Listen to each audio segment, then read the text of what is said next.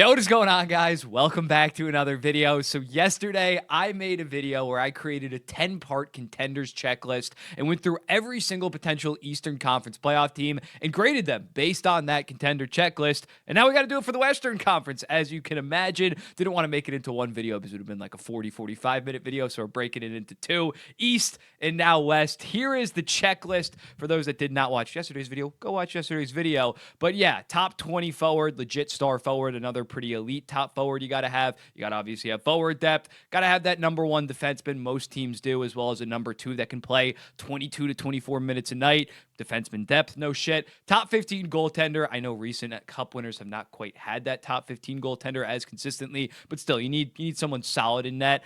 Special teams got to be top 12 when you average the power play and penalty kill, as well as top 12 even strength expected goals percentage. You got to be pretty solid at 5-on-5. And experience and / success just couldn't really fit on that line. How many runs has this team had? Have they gone deep in the playoffs? For example, like Toronto, they've been together for like 7 to 8 runs, but they haven't had a ton of success, so they didn't get the green check mark. And how we grade this is green check mark easily passes it. It's not really up for debate. You get 1 full point. Up for debate is maybe you're just barely qualify or just barely do not. You can argue it either way and you get half a point. And then definitively no is that red X, where you get 0 points. Now, before we dive into the Western Conference team, someone brought it up in the comments section yesterday that they wanted to see how previous Stanley Cup champions kind of stacked up on this checklist. Were they all kind of that level of team? So we're going to do that right now as well. I'm going to breeze by this. I'm not going to be breaking down every single one because we've got 9 different Cup champions to go through. And yeah, this is like heading into the regular season. Did they check the boxes in terms of being a legit contender? So up first, the 2024 Florida Panthers, not Carolina Hurricanes, they checked most boxes. Outside of Forsling not quite being an established top 12 defenseman yet, and they didn't really have a ton of experience. They made the playoffs in 2021, 2022, but didn't go that far, so the experience wasn't quite there. But besides that, they were great across the board. The 2023 Vegas Golden Knights, Adin Hill, I ended up going with the goalie that won them the Stanley Cup. He was definitely not a top 15 goaltender at the time. Pietrangelo, he was a top 10 to 15 guy. Not sure he was like a solidified top 10, no doubt, top 12 guy. Defenseman depth was maybe somewhat slacking. Still solid again. Special teams weren't there. The even strength expected goals percentage. Again, if you're 10th through 14th on the even strength expected goals percentage or special teams, you get the yellow instead of the green. And they had the experience considering they've been a highly good team basically since their inception. 2022 Avalanche, 9.5 out of 10 outside of the special teams, which they still almost qualified for that green check mark. They were awesome across the board. They had the best defenseman in the NHL, second best center. Devon Toews was like a top 12. We probably would have qualified for the top 12 number one defenseman. 2021 Lightning, in my opinion, also one of the best Stanley Cup winners, one of the best teams of the 21st century. Outside of that, expected goals, even strength. They passed everything with like flying colors. Their 3 through 5 defensemen was like Sergachev, Chernak, and Savard. 2020 Lightning, I think the defensive depth wasn't quite there compared to the 2021 team because Sergachev was so young. They didn't have Savard, so that's the one thing that I would maybe ding them on. But again, loaded team with a 9.5. 2019 Blues, Ryan O'Reilly, you can maybe go with a yellow, but that season he was point per game again back in 2019. That's like 90 to 95 points now. Won the Selke. Tarasenko was definitely elite. Pietrangelo then back in 2019, easy top 10 defenseman. Parayko, not quite a top 40 defenseman, very good defensively, but they had a lot of defenseman depth as well as forward depth. The special teams, even strength expected goals percentage, and the experience was all there for them. They were a true contender, and especially considering the heater that they were on before then. The Washington Capitals, Ovechkin, top 5 player in the NHL. Kuznetsov that season, awesome. 3 through 9 forwards. Backstrom was obviously great, a top 20, 25 player then. Tom Wilson wasn't quite the Tom Wilson that we know now. They did have guys like Lars Zealer, but I gave him half a point on that. Carlson, top 8 defenseman. Orlov really broke out that season, easy top 40. The 3 through 5 defense, again, good, but not quite next level. Holtby was great. The special teams, pretty solid. Even strength expected goals percentage, 26 in the NHL was a little bit underwhelming. But yeah, still a 7.5. they were a very, very legit contender heading into their run. The 17 Penguins, monster squad as well. Matt Murray by that season after what he did in 2016 and in the 2017 regular season, he was a top 15 goaltender. Special teams weren't quite there. And the 3 through 5 Ds. Justin Schultz that year broke out with 51 points. He was great for them. And Chris Letang was a top 12 defenseman. And lastly, the 2016 Penguins didn't quite have that forward depth. 17, they had a young Rust and Gensel that really put them over in terms of having that depth. Trevor Daley, that should be an X. That should be an X next to Trevor Daley. That's on me. So I guess the Penguins are actually at 6.5 instead of 7.5. But yeah, still a very good team that had experience and very good underlying numbers. Expected goals percentage at second best in the NHL. But now we are going to be going through the Western Conference. Up first, we're going to be starting with kind of the wild card teams and just roll through them like we did with the Eastern Conference. Calgary Flames, not much of a contender. They have a goaltender that could maybe potentially steal around, but in terms of the high-level forwards, Huberdeau and Kadri are playing great relative to expectations, but I think we can agree, not top 20, not top 40 forwards. They have some decent names within their forward core, but again, relative to contenders, not close. Mackenzie Weegar, I think, is a top 11 through 16 defenseman, not consensus top 10, and Rasmus Anderson has fallen off a decent amount. Going to be interesting to see what they do with that contract situation where I don't think he's a top 40 defenseman. The expected goals are not very good. The special teams aren't very good. And they have some experience, but like Huberdeau and Kadri's experience wasn't with the Colorado Avalanche. Weegar as well. Like this core has not made the playoffs together, so no experience, as well as guys like Dustin Wolf has just not made the playoffs at all at the NHL level. The St. Louis Blues, we got a decent bump here. Robert Thomas, I like him a lot. Top 28 to 40 forward in the NHL. Definitely not quite top 20. Kyrou, fringe, 35 and 35 guy, consistently great skater. So I gave him the yellow on that. Solid forward depth. When looking at guys like Buchnevich, Holloway, Schen's playing better than prior years. They got some decent forward depth. Parayko, great defenseman, a top 40 defenseman for sure, but not top 12. Does not have the offensive components, although his point and goal totals are actually pretty impressive this season. Cam Fowler's been great for them. Would not go so far to say a top 40 defenseman. You can maybe give them a yellow on this. I think they do have some solid defenseman depth. Leddy and Falk are still reliable number 4 and number 5s, and Broberg has been very, very good in kind of a number 3 role. Binnington, a little bit inconsistent. Maybe you could go with the check mark here, but I still wouldn't. Last year, he was very good. This year, he's been, again, inconsistent. Played very good for Canada at the Four Nations, but I think you got to go with yellow there. The special teams have not been very good. The expected goals have actually been pretty solid at 14th, and they do have the experience, considering some of those pieces from the 2019 team are still there, and even guys like Broberg and Holloway have playoff experience with the Edmonton Oilers, so I think that they do check that box. An okay 3.5 out of 10. They could make some noise. Well, who are they probably going to play? They're probably going to play the Vegas Golden Knights. I'd obviously pick Vegas, but it wouldn't be like shocking if they somehow pulled off an upset. The Utah Hockey Club, Clayton Keller, somewhere between like 18th to 26th best forward in the NHL, I'd probably say, so I gave him half a point. Dylan Guenther playing great this season. Just this season, you can definitely argue a top 40 forward, on pace for around 35 and 35. Just doesn't quite have that track record, so I'm going to go with a no on that one. Have some solid forward depth with guys like Nick Schmaltz, Barrett Hayden, Logan Cooley, Lawson Krause.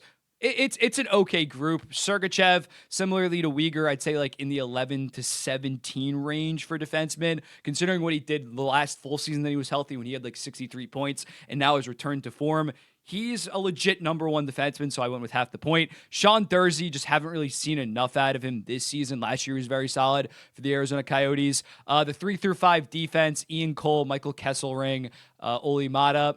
An okay group, but again, for contenders, they don't qualify. Velmelka, it's not Vejmelka, you don't pronounce the J. Velmelka, it's a top. He's playing very good. This season, he's probably been a top 15 goaltender, but doesn't have that track record, has been up and down, very good in 2023, bad last year, good this year, so you definitely can't go with the green check mark. Special teams have been right around the cutoff, so they get the half a point, and the even strength expected goals percentage, they've actually been damn good at 9th in the NHL. No real experience. Clayton Keller, he made the playoffs in the COVID bubble, but obviously guys like Guenther, Cooley, Sergachev does have a bunch of playoff experience, but yeah, not quite there. Still, a solid 3.5 out of 10. I think they're on the same level as the Blues. I'd probably rather play them than the Blues just because of the experience, but I think that they're about the same level in terms of a potential upset. Spoiler, the Vancouver Canucks, it's Quinn Hughes. Philip Hronik is playing solid this year. Last year was probably a top 40 defenseman this year, kind of somewhere around there. The 3 through 5 Ds is like, okay. I like Marcus Pettersson a lot. I think he's a legit number 3 on a true playoff team, true contender. Tyler Myers, now that he's not making $6 million anymore, is a pretty solid piece. Lankinen, not a top 15 goaltender. The special teams have been very good. They check in at 3 out of 10. In terms of experience, yeah, they had that run last year, but outside of that, not a ton for Vancouver. The 2020 season, I guess, as well. But it's definitely not there in terms of getting even a yellow for me personally. And then lastly, the Wild. Not quite looking like their year. Kaprizov, I think he should be back for the playoffs. There hasn't really been any updates, but he's definitely good enough to be the number 1 guy in a Stanley Cup team. Matthew Boldy, similarly to a guy like Jordan Kyrou, probably in that like 37 to 50 range in terms of forwards. I gave him half a point because he is so good defensively. I think they do have some solid forward depth when healthy. Joel Eriksson, Marco Rossi, Zuccarello, Gustav Nyquist. It is pretty solid. Brock Faber eventually hopefully will get to be a top 12 defenseman. Not quite there right now, probably between 21 to 35. Brodin, in my opinion, though, is a lockdown defensive defenseman, still top 40 in the NHL. They have a good 3 and 4 in Spurgeon and Middleton. The bottom pair I don't exactly love, but I gave him half a point. Gustafsson, you could argue it should be yellow, but just when looking at it, he's been a little bit inconsistent, but 2 out of the last 3 years have been so good. 2023 had like a 930 in 40 games. Last year, only like a 900, but this year he's been playing really good down the stretch, especially. He has like a 916 on the season as the legit starter, so I went with the check mark. Special teams have been shockingly bad. The penalty kill, I understand that the power play has probably gone down a decent amount since Kaprizov's been hurt, but yeah, penalty kill's ass, which is wild because, again, they got guys like Brodin, Spurgeon, and solid 2-way guys. And experience, it's not quite there. This core has not won a playoff round, I believe. Yeah, they made it in 2021, 2022, 2023, and did not win. They don't have no playoff experience, but it's really not a ton of success within the playoffs. Okay, now we move into the 6 teams that I think could pretty realistically win the Western Conference, and I wouldn't be shocked. Well, maybe one of the teams on this I would be a little bit shocked, but still, Dallas Stars, Mikko Rantanen, I don't think I can confidently say that he is a no-doubt top 20 forward in the NHL. I probably still have him in the 15 to 20 range for sure, but I'm not giving him the full green check mark. I think Robertson, based on his play the last 3 months, has safely entered top 40, and he might even get the yellow for a top 20 forward, I think, for me. So he's been damn good. He definitely checks that box off. Great forward depth, no shit. Granlund, Duchesne, Ben, Wyatt Johnston, Rupe Hintz. Even if they don't get Tyler Seguin back, they still get the check mark with flying colors. Miro Heiskanen, hopefully he gets healthy. There might be a possibility he misses the first round or so, but when healthy, easy top 12 defenseman. Thomas Harley, last year probably would have been a green check mark as well. This year, probably a top 25, maybe even top 20 defenseman. I think he's been that damn good the last 2 years.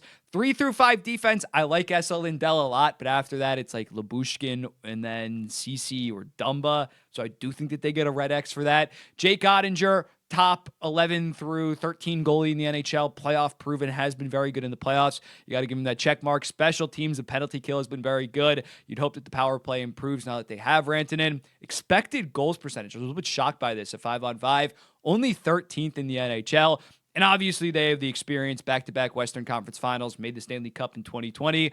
They get an 8 out of 10. Very respectable 8 out of 10. I think Florida was the other 8 out of 10, and then Tampa was 8.5 out of 10 on the Eastern Conference. So right now, they're tied for second overall. We still got some teams to go for in the Western Conference. But yeah, a legit contender. Don't think that they should be the consensus Cup favorite. Like when I did that poll with you guys, you had them at 28% to win the Stanley Cup. I think that's a little bit too bullish, but a true contender yet again. The Kings, they would shock me a little bit if they won the Stanley Cup, but they actually look pretty decent on this. They got a 5 out of 5. Kempe, easy top 40 forward. Top 20, not quite. Kopitar, around top 40. Gave him half a point. I think that their 3 through 9 is actually pretty impressive. Kevin Fiala, Philip Deneau, Turcotte has really emerged. Lafreniere has really emerged. Byfield's playing much better of late. Trevor Moore, I'm probably forgetting people, but yeah, I think that they definitely get a check mark in terms of their forward depth. Don't have those top stars, but they have a lot of depth. Drew Doughty, last year, probably would have a check mark. He has not been that good since returning from injury, so as a result, I'm going with the half a point. Gavrikov, though, has been great. Him and Mikey Anderson have been a legit lockdown defenseman top pair. They've played like 23 minutes a season, 23 minutes a night, and have been very good this season. So I'm going with half a point. Not sure I can definitively say that Gavrikov is top 40. 3 through 5 defensemen. You got a guy like Mikey Anderson, Spence, Clark, I might be forgetting something. Edmondson's okay for a third pair guy. I think that they check that box as well. Darcy Kemper has solidified himself yet again as a top 15 goaltender for me. When looking at him 3 seasons ago, great in Colorado, his one season there. Very good in Washington his first season, then had a down year, but looks like he's back. He has the track record in prior years where I have him as a top 12, top 13 goaltender, so he gets the check. Special teams, power play is a little bit shaky. They're definitely going to need to improve on that if they have any chance, if they want to have any chance in terms of going deep in the playoffs. But they are 7th in the penalty kill, and their underlying numbers at even strength has been very impressive. First in the entire NHL. They've been battling Carolina all season for that. Don't quite have the experience. Yes, they have Kopitar and Doughty that have won multiple Stanley Cups, but outside of that, this team hasn't won a playoff series, I think, since like 2016. They don't have no experience, but they don't have a ton of success, if that makes sense. So as a result, they grade out at 5.5. The Vegas Golden Knights are 2023 Stanley Cup winners. Not quite. What was that 2023 team? They were only a 7 out of 10, so actually they're better now in part because Adin Hill is more established. But yeah, Jack Eichel checks the box. Mark Stone checks the box.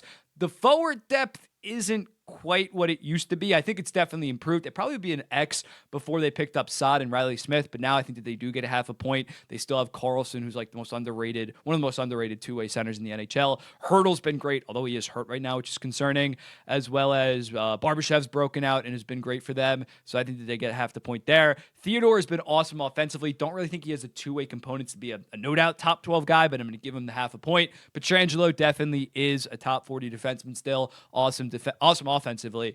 3 through 5 defensemen. Noah Hannafin is a great number 3 to have on your team, as well as guys like a Zach Whitecloud. I think that they check the box there. Braden McNabb.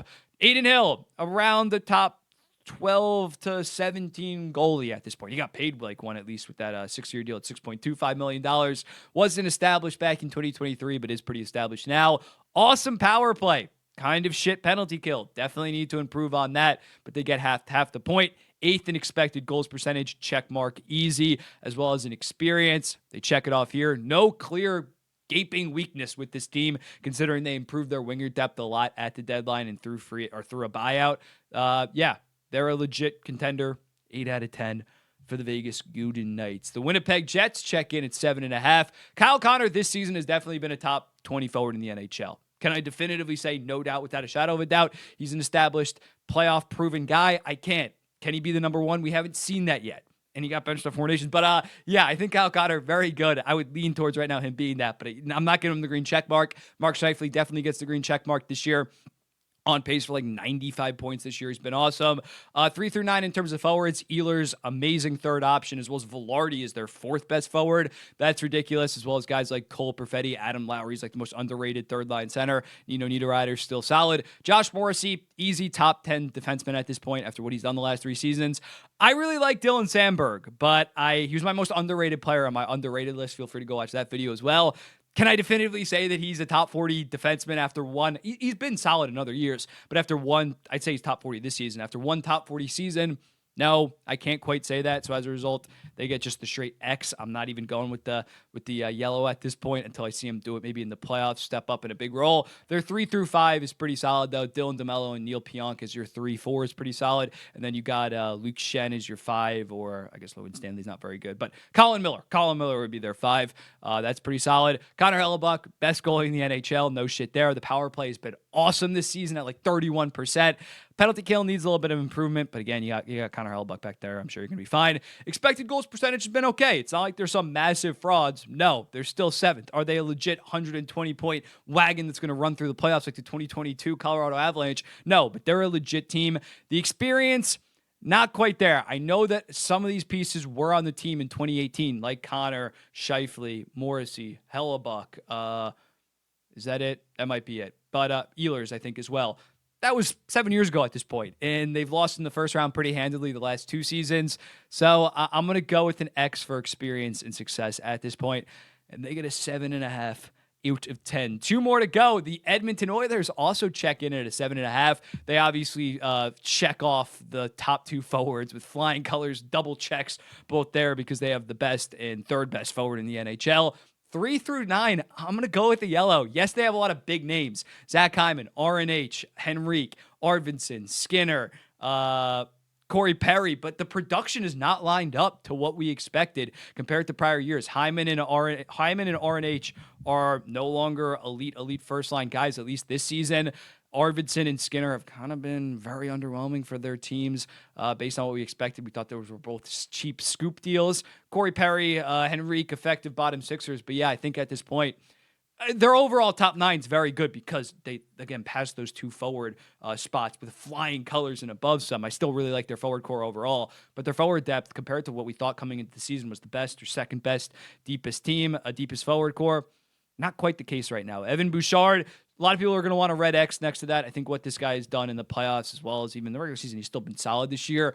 I still think it's up for debate that he's a top 12 defenseman in the NHL. Matthias Ekholm passes it kind of with flying colors. 3 through 5 defensemen. Jake Wallman, I think, is a solid number 3 for a playoff team, for a contender, as well as Darnell Nurse, perfectly fine number 4, or even a number 3 for a playoff team, just overpaid. And then you got Brett Kulak or Ty Emberson or something like that as your number 5.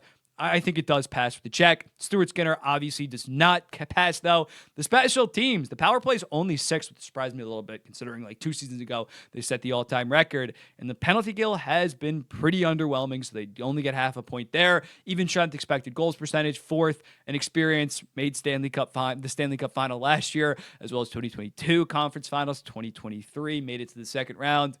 They definitely pass in terms of that. A 7.5 out of 10. I think that that's about fair for the Edmonton Oilers. Again, this is the one case where like they should probably get bonus points because they passed those top left 2 so easily. But yeah, the checklist is a blank. There's no exceptions made. They only check in at a 7.5 out of 10. And then lastly, the Colorado Avalanche check in at 8.5 out of 10.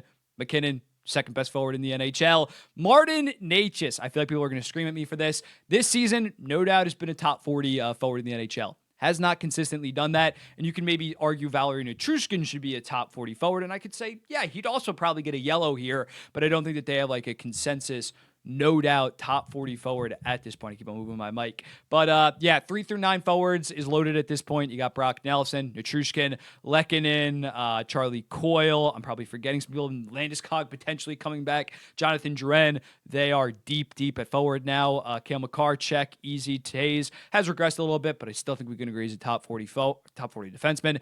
3 through 5, Sam Girard is having a little bit of a resurgence, playing better than prior years. Josh Manson and even Ryan Lindgren, I think, is a number 5 on a playoff team, is perfectly serviceable. Again, I still didn't love that trade, but he's a solid number 5. Mackenzie Blackwood, this season, no doubt a top 15 goaltender, just has been a little bit inconsistent throughout his career and hasn't been in the playoffs since, was he even the starter back in 2018 for the New Jersey Devils? So I can't like pencil in that like he's a no doubt top, you'd have to be a top 12 surefire goaltender to get the check mark here. Can't quite go that with Blackwood. I would lean towards it. The special teams, I was a little bit underwhelmed by this. They have been better on the power play since they got Martin Necas, but 10th and 14th, they get half a point. Expected goals have been solid, 6th. And obviously have a shit ton of experience, considering most of the core was on the 2022 team at this point, and even the pieces that they traded for. Ryan Lindgren has a bunch of experience. Brock Nelson has a bunch of experience. Charlie Coyle. The only guy that doesn't kind of is Mackenzie Blackwood. But yeah, that's why I got the half point. 8.5 out of 10 for the Colorado Avalanche. So all in all, that leaves us with the ranking 1 through 11 of the Colorado Avalanche at 8.5. The Dallas Stars at 8, and they're tied with the Vegas Golden Knights also at 8. At 4th, tied for 4th, is the Edmonton Oilers at 7.5. That's probably going to piss off some people. The Winnipeg Jets also check in at 7.5. Then it goes down 2 points to kind of that next tier. The Kings are a little bit in like a tier of their own at 5.5. The Minnesota Wild, 4.5. St. Louis Blues, 3.5. Utah's also at 3.5. The Vancouver Canucks at 3. And the Calgary Flames check in at 1.5. Let me know in the comments, what do you think about this? Which teams was I too light on and gave them too many points? Which ones were I too harsh on and probably should have upgraded a red X to a yellow or a yellow to a check mark? I'll be seeing you in the next one. Peace.